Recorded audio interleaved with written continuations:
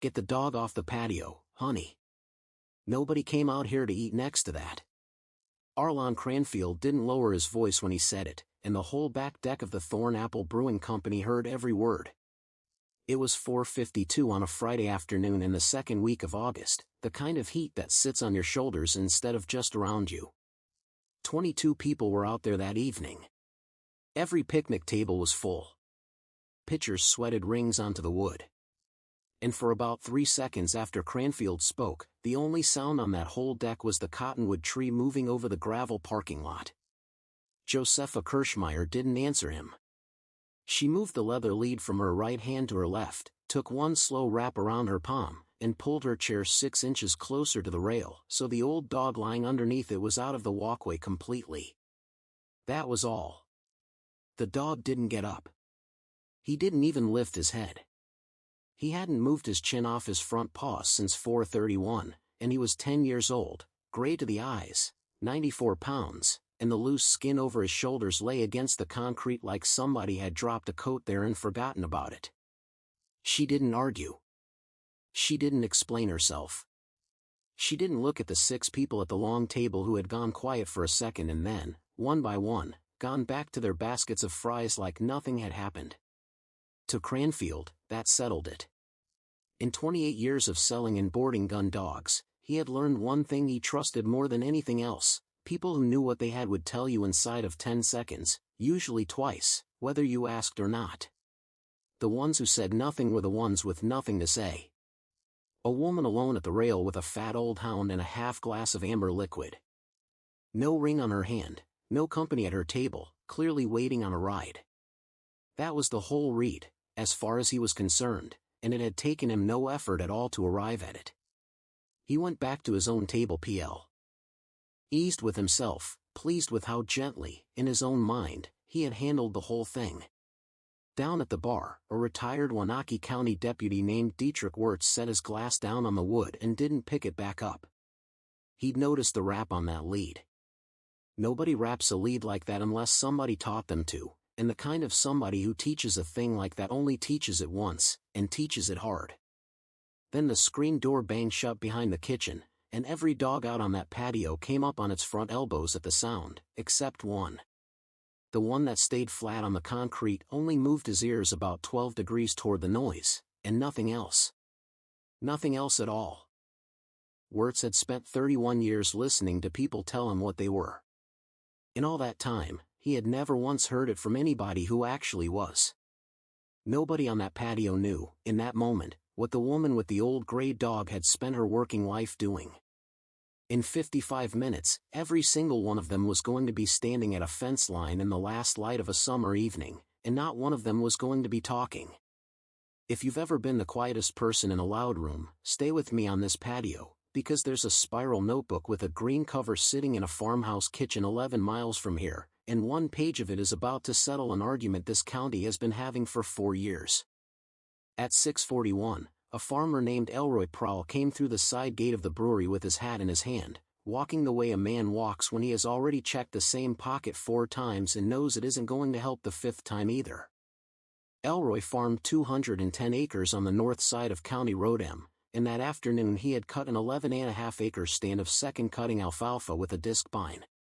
Afterward he'd walked the whole field twice, once to pull loose net wrap off a broken bale, and once to find a rock he'd felt come up through the tractor seat and didn't like the sound of. Somewhere in all that walking, his truck keys had worked their way out of his pocket. 1 Ford key. 1 fob. 1 brass ring. A strip of orange electrical tape wound around the ring, because everything Elroy Prowl owned in the world had a strip of orange tape on it somewhere, so a stranger couldn't mistake it for theirs. The truck itself was sitting on the gravel shoulder of County M with its flashers going, pulling a wagon loaded with 118 dry bales cut 2 days before. The forecast had rain coming in at 9:40 that night. Those bales needed to be under a shed roof before the rain hit, or Elroy would be feeding $200 of M.O. LDY hate a nobody come winter. Spares are at my brother-in-law's place in Cedar Bluff, Elroy said to the bar in general, turning his hat over in his hands. He's on shift till 9. That's 90 minutes round trip after that. Locksmith out of the county seat wants $340 and can't come till 10 tomorrow morning. Gretchen Bramstead, who owned the brewery and had been pouring beer on that patio for 9 years, said the obvious thing everybody was thinking. Get everybody out there with a flashlight. It's 11.5 acres, Elroy. That's nothing with 40 people. It's in the windows, Elroy said. You could walk right over the top of them and never see a thing. That was when Arlon Cranfield stood up. He didn't stand up to help. He stood up because a room had gone open right in front of him, and he had something to say, and he'd been waiting all afternoon for somewhere to put it. Nobody's finding those tonight, Cranfield said, loud enough for the whole deck. I'll tell you what I'd do, Elroy. I'd call the insurance company, buy a new module for that truck, and stop paying a locksmith to rob me blind, because you are not finding one key in 11 acres of down hay. Not tonight. Not with 40 guys. Dog could find it, somebody said from the long table, half joking. Cranfield laughed. He had a good laugh, deep and easy, and it was part of why people bought hunting dogs from him in the first place. I've got 41 dogs sitting in my kennel right now, he said. I've sold noses to men who paid $4,000 for one. And I'll tell you what nobody in the scent dog business will ever tell you, because it's how they keep the lights on. A dog is a magic show, folks. A dog is a man standing in a vest telling you what the dog supposedly told him. You can't check it. That's the whole business, right there. He pulled his wallet out and laid a $50 bill on the bar rail, weighing it down with the corner of his glass. $50, he said. Any dog in this county, any handler willing to try it, tonight, that field. Nobody collects. The patio made the noise a patio makes when somebody's laid down a challenge nobody expects to be picked up. Josepha Kershmire turned her glass a quarter turn on the rail and asked, without raising her voice at all, how long has the field been down? Elroy blinked at her. Cut it about 2. Anybody walk it after you? Just me. Are you wearing what you wore? Same everything, Elroy said. Except I've got gloves in the truck. Cranfield had turned around by then, and he was looking at her the way a man looks at a woman who has interrupted the part of the evening he was in the middle of building. You got a dog, honey? I do. That one? That one. Cranfield looked at 94 pounds of graying dog asleep under a chair, and then he looked back at her, and he gave the whole deck the grin. He can't stand up, Cranfield said. The laugh went around the patio and came back again. It wasn't a mean laugh, exactly, that was the strange part of it. It was the easy, comfortable, half-embarrassed laugh of 22 people who had all decided, in the same single second, that the safest place in the world to be was on the side of the man who was talking. Josepha didn't flush. She didn't lift her chin. She didn't glance at the long table. She took a drink from her glass, which was just water, nothing else, and set it back down, and slid her hand under the rail, and the old dog pressed his jaw into her open palm without even opening his eyes. Hey, Cranfield said over his shoulder to the long table. We've got the dog lady on the rail here. Everybody be nice. The long table laughed again, and after that, for the rest of the evening, that was what she was going to be called on that deck. Everybody at the table knew it in the same half-second, and one woman at the end of it stopped laughing and looked down at her plate instead. That woman came over to the rail a minute later with 2 glasses of water she didn't need, and said, Joe, you don't have to let him do this. Everybody knows he does this. I know, Josepha said. So don't.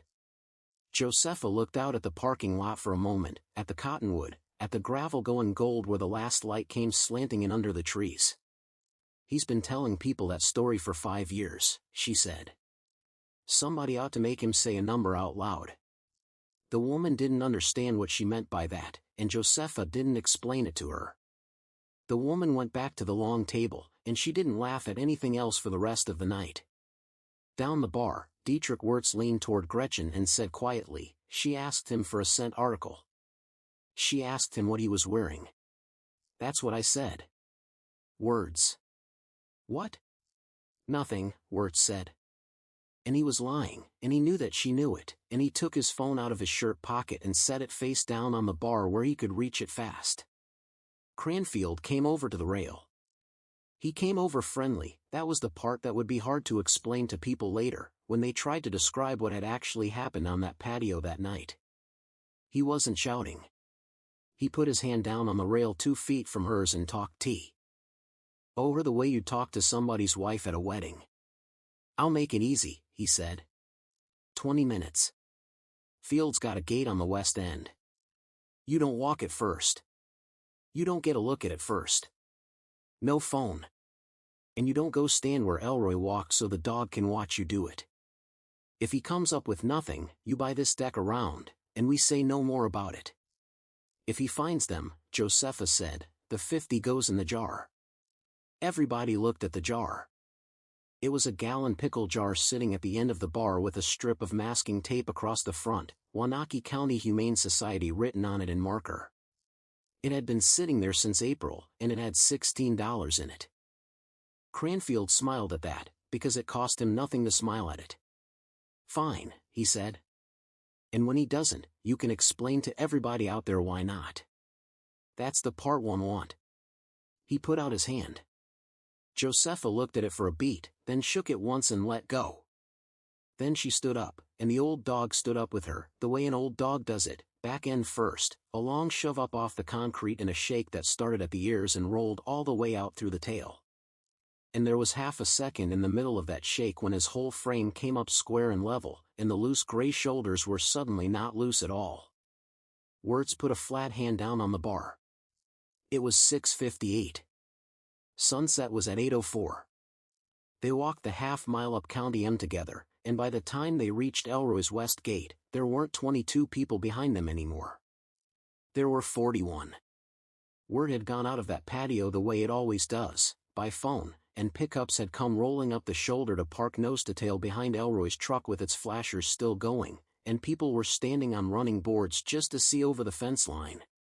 If a story like this is the kind of thing you come here for, the quiet ones who never explain themselves, the rooms that find out the truth last, do me a favor before we go any further.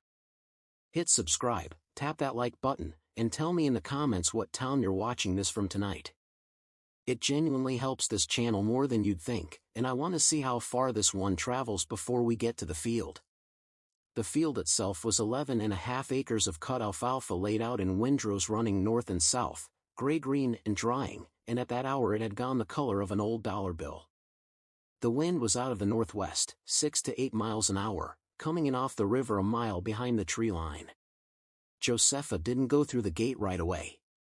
She stood at the gatepost and watered the dog first, out of a collapsible bowl she pulled from her jacket pocket, letting him take about a quarter of it before she took the bowl away again. She put the back of her hand flat against the dirt of the field lane and held it there for 4 full seconds, then pulled it back. She looked up at the fence row willows for a long moment, watching the way the leaves were turning their pale sides up in the breeze. Then she looked back down at the ground. "That's a lot of standing around," Cranfield said to the fence line in general. "You said 20 minutes, Josepha said. You didn't say when they start." That got a laugh, and it wasn't his laugh this time, and he heard the difference in it. "Elroy," she said, "the gloves in the truck. Don't take them out with your bare hands. Is there a bag?" Gretchen had come up the road carrying a box of pint glasses she hadn't needed, and a roll of gallon bags she had, and she pulled one out. Elroy hooked his right glove into it off the truck seat using a pen, which was possibly the most ridiculous-looking thing anybody had done all summer, and which nobody laughed at, because of the flat way she'd said it. Then Cranfield said the thing people would keep repeating for a month afterward.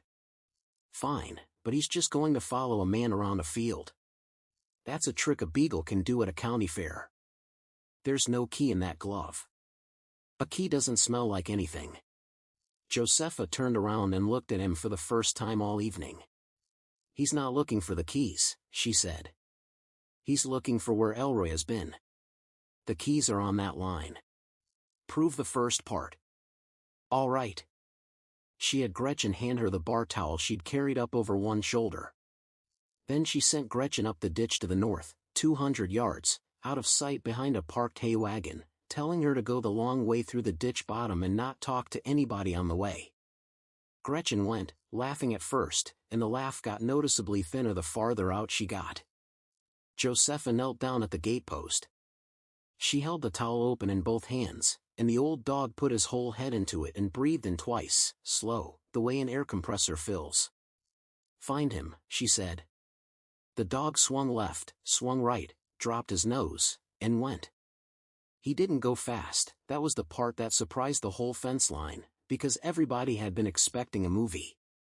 He moved at a heavy, rolling, unhurried walk, his nose about 4 inches off the gravel, ears dragging the ground on either side of it.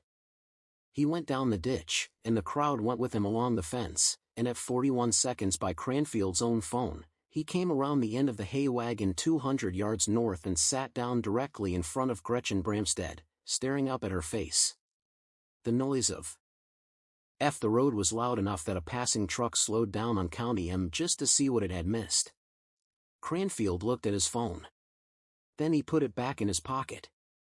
"That's a person," he said. "A person's a bonfire. That's not 11 acres of hay." "No," Josepha said. "It isn't." She walked back to the gate and didn't say anything else. Behind her, Dietrich Wirtz was standing very still at the fence, phone in his hand, thumb hovering over the screen, and he hadn't taken a single picture of anything. Then Cranfield did the thing. "Then it doesn't matter if I walk it," he said, and went through the gate. Somebody said his name. Wirtz said Arlon in a flat voice that had a badge buried somewhere in the back of it. Cranfield didn't stop. He walked the headland the whole way down the west side, 40 yards, then turned and cut in across the windrows, boots down in the cut alfalfa, 30 yards deep, and came back out through the gate, breathing a little, grinning, wiping his hands on his jeans. "Now it's fair," he said. Josepha didn't object. She didn't ask him to stop. She didn't tell him what he had just done to himself. She only watched where he put his feet, all of it, start to finish. Then she looked at the willows again, checking the wind, and the only thing she said was, "Elroy, come stand at the post." It was 7:26. The light was going orange along the top of the corn on the far side of the road. For about 5 minutes after that, nothing happened that a camera would have wanted. And in those 5 minutes, Josepha Kershmire wasn't standing at that gatepost at all. She was somewhere else entirely. October 9th, 2021. Alvin Steinhagen, 79 years old, walked off the back step of the Steinhagen place at 3:10 in the afternoon in a flannel shirt and house shoes, and nobody thought much of it until the lights started going. The call came into the county at 5:48. Josepha and the dog were on scene by 6:31. The sent article was a shirt pulled out of the hamper. The dog took it at 6:45 and pulled east, hard, off the yard and across the bean stubble toward the river. He pulled east again on the recast. He pulled east a third time. At 6:47, 1847 on the dispatch clock, Dietrich Wirtz wrote it on the board, because Wirtz was the one working the board that night. The incident commander on scene was a county board supervisor named Arlon Cranfield, who oversaw the fire district back then and had put himself in a reflective vest for the occasion. He sent the search teams west, toward the highway. Because that's what everybody knows about an old man who's wandered off, he heads for the road. That's the story everybody tells. Josepha said her piece. She said it once, in front of 11 people, in exactly the language you're trained to use. And she was told, politely, that the dog's indication was a resource, and the resource had been noted, and now she should take her grid assignment on the west side like everybody else. She walked a grid she already knew was wrong for 9 straight hours. At 4:12 in the morning, a ground team found Alvin Steinhagen in a fence row 340 yards east of the last place the dog had pulled, curled into the base of a box elder, alive, but cold enough that they kept him in the hospital in Cedar Bluff for 3 days afterward. The after-action report was dated November 17. It said the K9 team did not produce a usable indication. It was signed with an A and a Cranfield. In February, the county board voted 4-3 to strike the K9 line item out of the sheriff's budget entirely, $9,400, gone. Josepha read about the vote in the newspaper on a Thursday morning at her own kitchen table. And the dog came home, and nobody called him out anymore, and slowly he got slower, and grayer, and he learned how to sleep on a brewery patio in the sun. There had been a man named Emsley Plaxter who taught her at Lackland Air Force Base back in 2005, a master sergeant with a voice like a shovel dragged across gravel, who told a room of 23 brand new handlers the exact same sentence every single morning for 11 straight weeks. Write down what the dog told you. Sign it. Date it. Someday it is the only true thing in the room. They buried Sergeant Plaxter in 2019. Josepha still carried his laminated instructor card behind her driver's license, worn soft at the corners, the photograph gone the color of weak tea from years of body heat. She had written it all down. Every call out, 47 of them, in one spiral notebook with a green cover. October 9, 2021, was page 61. 200 yards behind her right now, sitting on the tailgate of a parked pickup, a man she had once been ordered to obey was telling 41 people about the time a dog cost this county 9 hours. "All right," Josepha said, coming back to herself. "Start it." Cranfield held up his phone, thumbed the timer, and said, "Go." She knelt at the gatepost and opened the bag, and the old dog put his head in Alt-H. Eway and stood there breathing on Elroy Prowl's right glove for 11 full seconds while the fence line made no sound at all. "Find him," she said. What the 41 people at that fence had been expecting was a dog running flat out across a field. What they actually got was geometry. He came out of the bag and went 10 feet into the field, then swung left along the inside of the fence line, checking a straight 30-yard run. Nothing. She brought him around and put him back on the same line, 10 yards deeper into the field, and he ran that one south, dead straight, ears down. Nothing. She brought him around a third time, 20 yards further in. Halfway down that third line, his head came up 2 inches, his tail went stiff, his whole back end dropped low, and he made a hard right turn straight into the windrows, and he didn't look back at her again. There, Wirtz said out loud, to nobody in particular. The dog went east between 2 windrows at that same heavy, rolling walk, nose down, shoulders working like a machine. Josepha walked behind him at the end of 8 feet of leather and never touched the lead once. At the 4th windrow he reached, he came to the place where Arlon Cranfield's own boots had gone across, and he stopped. 41 people at the fence stopped with him. His head came up. He swung it left, took 2 steps up along Cranfield's own track, swung right, took 1 step back. His nose went down onto the alfalfa where a man had stood 11 minutes earlier, and he blew out through it once, hard, the way they do. Then he turned his back on it completely and walked east. Somebody at the fence said, "He just threw it out." Somebody else said, "What?" And Wirtz, in a voice that carried a lot farther than he'd meant it to, said, "He just told you it was the wrong man." 90 yards further on, at the crown of the field where the ground rises about 4 feet and the windrow bends around a wet low spot, the old dog stopped walking entirely, put his nose down 2 inches off the cut hay, and sat. He sat square. He didn't paw at anything. He didn't touch the ground. He put his nose 2 inches off the hay and stared at that one spot, and he didn't move, and his tail went back and forth twice, and then even that stopped. Josepha stood beside him and didn't go forward and didn't reach down. "Elroy," she said. "Come get your keys."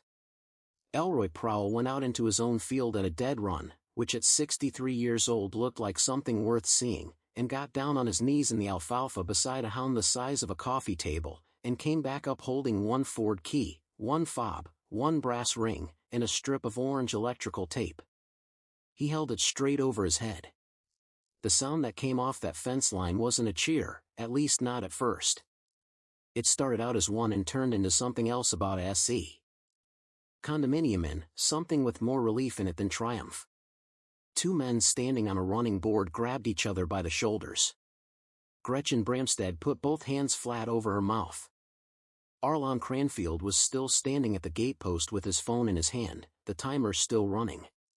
Dietrich Wirtz walked over to him. He didn't hurry. "Say the number." Cranfield looked at his screen. 2:51, he said, and then louder, so the fence line could hear it. 2 minutes and 51 seconds. Wirtz turned to face the fence, and he had been a deputy for 31 years, and he knew exactly how loud he needed to be heard over 41 people talking at once. For everybody standing out here, he said, that is Staff Sergeant Josepha Kershmire, United States Army, retired. 31 kilo. Military working dog handler, 12 years, Lackland and 2 overseas tours. And that dog is Duffy. The 2 of them were this county's certified trailing team from 2018 to 2022. 47 call-outs. 41 fines. He let that sit for about 2 seconds. Until this county voted them out. Out in the field, the woman everybody was looking at had her back to them. She was pouring the last of a collapsible bowl of water for a dog who had just worked 11.5 acres in the dark, in under 3 minutes, without a single wasted step. Now the rest of it, Wirtz said, and he took his phone out of his shirt pocket and turned the screen around, though nobody standing that far off could actually read it, and it didn't matter. October 9, 2021. Alvin Steinhagen. I was on the board that night at 1847. I wrote it down in my own hand. K9 indicates east, toward the river. I wrote it 3 times, because she recast him 3 times, and he said east 3 times. And at 0412 we found Alvin 340 yards east of that line. He spent 3 days in Cedar Bluff.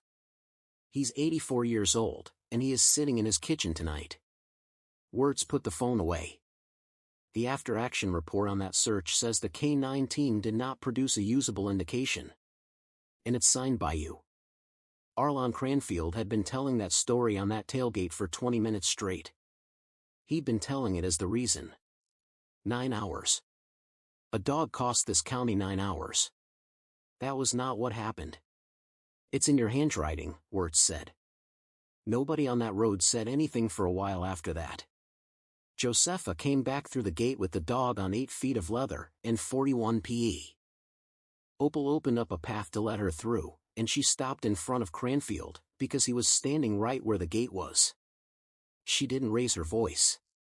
She never once raised her voice the whole evening, and that was the part people couldn't get over afterward, telling the story to their own families over the following weeks. He was never wrong that night, she said. I was the one who walked west. Then she went around him. Cranfield took the 50 out of his wallet and set it on top of the gatepost, weighting it down with a rock because his hands weren't quite doing what he wanted them to do, and he said to her back, "It goes in the jar." "It goes in the jar," she said, without turning around.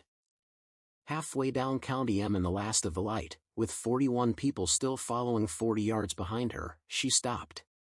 She went down on one knee in the gravel and took the loose skin of that old dog's jaw in both hands and put her forehead against the top of his head and held it there for about 2 seconds.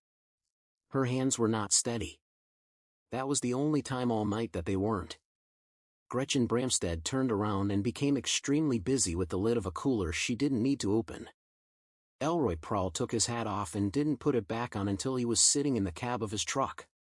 Then Josepha stood back up, and her face was the same face it had been all evening, and she said, "Come on, old man."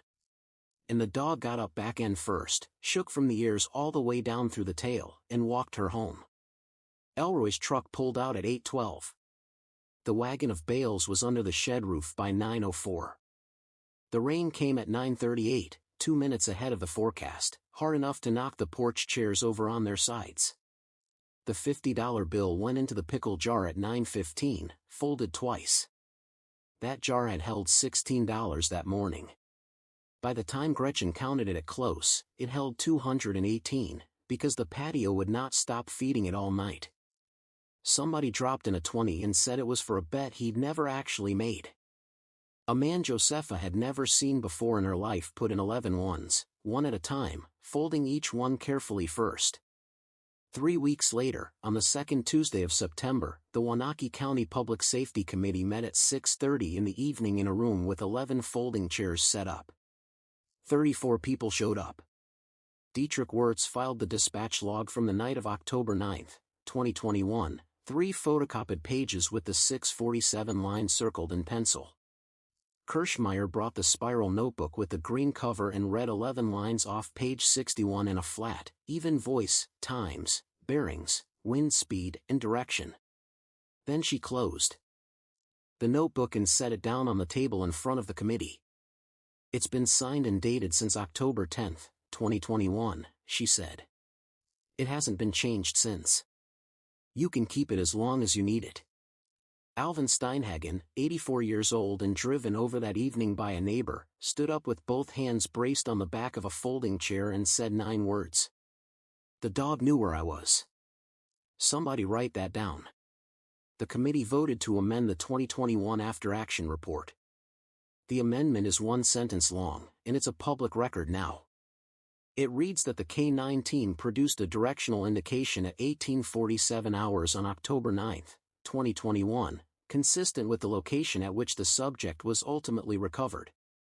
They restored the line item at $11,600, more than they'd originally cut, because 4 years of nothing costs money too. Arlon Cranfield did not come to that meeting. He had resigned from the committee 8 days earlier, in a 2-line email that didn't explain anything at all. He was not, in the end, a cruel man. That was never really what he was. He was a man who had been publicly wrong exactly 1 time, standing in a reflective vest with 40 people watching, and who had spent 5 years afterward building a story in which being wrong simply wasn't possible.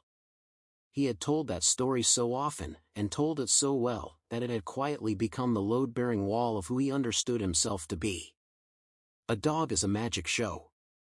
Nobody can check it. He had needed that sentence to be true the same way a man needs a floor under his feet. On a Tuesday morning in the first week of October, he showed up at the Thorn Apple Brewing Company at 10 o'clock, an hour before open, carrying a length of angle iron, a masonry bit, and a stainless steel bowl still sealed in its plastic wrapper. He bolted a bracket into the block wall beside the patio door, about 6 inches off the concrete, set the bowl into it, and checked with a level that it sat flat. He didn't knock on the glass. He didn't ask anybody to come find Gretchen. When she came out anyway, he was already packing the drill back into its case. He didn't say he was sorry. He never did say it. Not to her, not to anybody, not once, and there were people in that county who never quite forgave him for that. What he said was, "That'll freeze solid by January. I'll bring the heated one out in November." And in November, he did. Gretchen had the sign painter add the bowl's lettering before the bracket was even a week old, cream-colored, the same cream as the taproom window trim, 1 word painted around the outside where you could read it from any chair on the patio. Duffy. And underneath it, smaller, in the same cream, a date, that same August. The house rule got painted onto the doorframe itself the following spring, once people had started asking often enough that Gretchen got tired of explaining it out loud. Bowl gets filled at open. Bowl gets dumped at close. Any dog. No exceptions. Before we get to where things stand now, if you've made it this far, go ahead and tap that like button real quick, and if you haven't subscribed yet, now's a good time. I've got another one of these lined up for next week, and you won't want to miss it. Duffy is 11 now. He doesn't work fields anymore. He gets a slow half-mile in the cool of the morning and another slow half-mile at dusk, and his bad hip gets a chew and a warm compress most nights. He's learned that if he lies down at the exact corner of the patio nearest the kitchen door, the world will eventually bring him something worth having. He sleeps in the sun with his jaw resting on Josepha's boot. He's fat, and by every indication he intends to stay that way. The vet down in Cedar Bluff has a note in his file that reads, "In full, the owner has been advised." The owner has made her decision. The county's new trailing team started up this past March. 2 handlers, both volunteers, both green as new hay. Josepha runs them on Sunday mornings in a fallow field behind the fairgrounds, and Duffy comes along too, lying in the truck bed with the tailgate down, watching everything. Every so often he sits up and looks at a spot 40 yards off, well before either young dog gets anywhere near it, and Josepha never says a word about it to anyone. The first thing she hands each new handler isn't a lead, and it isn't a harness. It's a spiral notebook. Write down what the dog told you, she tells them, in a voice like a shovel dragged across gravel, because that's exactly how it was told to her at Lackland back in 2005, by a man who's been gone 7 years now. Sign it. Date it. Someday it is the only true thing in the room. There's a voicemail that's been sitting on her phone since the 14th of June. It's from a sheriff's investigator 3 hours north, in a county Josepha has never worked in before. It concerns a man who walked away from a fishing camp on the Nemecagon River back in 2018 and was never found. There's a jacket sitting in an evidence bag that's been sealed for 8 years now. The investigator wants to know whether an article of clothing that old could still be worth anything to a dog. Josepha Kershmire already knows the answer to that question. She's known it since Lackland. It depends on the seal. It depends on the ground underneath it. It depends on 8 years of weather happening on top of that ground, season after season, undisturbed. And there is exactly one honest way to find out. She hasn't called the investigator back yet. If you've ever been sized up in 10 seconds flat by somebody who had no idea what you'd actually done, you already know exactly what that patio felt like at 4:52 in the afternoon. And you already know what it sounded like at 7:34. Drop a comment below and tell me the town you're watching this from tonight. I read every single one, and I want to see how far this story travels before the week's out. And if there's someone in your own town who was quietly good at something, and got quietly pushed out of it anyway, say what they could do. Say it out loud, somewhere it'll get written down. There's another one of these on the way, and it's one of ours. It's the one where the room finds out last.